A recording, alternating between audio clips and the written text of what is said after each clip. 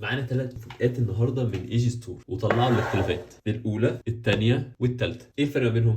اول واحده دي البرو العاديه، تاني سنه جت بعديها الديزاين بتاع ال3، تالت سنه والسنه اللي احنا فيها دي جت البرو 2 السكند جنريشن. خليني اقول لكم ايه الفروقات كده سريعا، دي ودي نشوفهم مع بعض. ال3 مختلفه عنهم ولكن نفس جوده الصوت ونفس كل حاجه.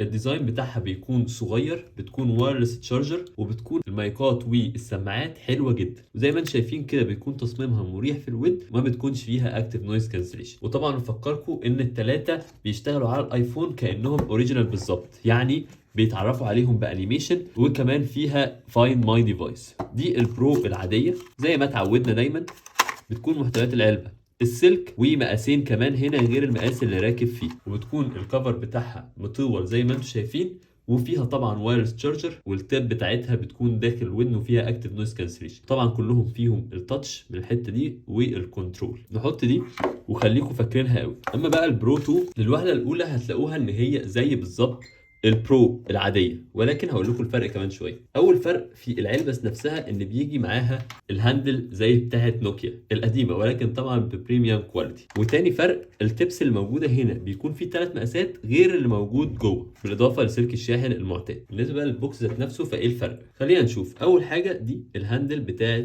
السماعه الاوريجينال، بتكون البوكس ذات نفسه بتطلع صوت عشان خاطر تفايند البوكس كمان. اما بقى لما نفتح هتلاقي الاختلافات لازم تكون جيك جدا في مجال السماعات. زي ما انتم شايفين كده طبعا التاتش هنا شغال، التاتش هنا شغال. زي ما انتم شايفين كده السماعتين الاثنين قصيرين، والاثنين بيخشوا في الودن، والاثنين فيهم اكتف نويز كانسليشن. ولكن دي شكل المايكات بتاعتها مختلف، هنا في واحده تحت، هنا مفيش واحده تحت. هنا البرو 2 وهنا البرو العاديه، وهنا في واحده من فوق، هنا مفيش واحده من فوق. وبرده من ورا الاثنين زي بعض. فيما عدا ذلك فهم الاثنين زي بعض بالظبط. لو عايزين انتوا تشتروهم هتلاقيهم عند ايجي ستور، سيب لكم اللينك تحت في الديسكربشن.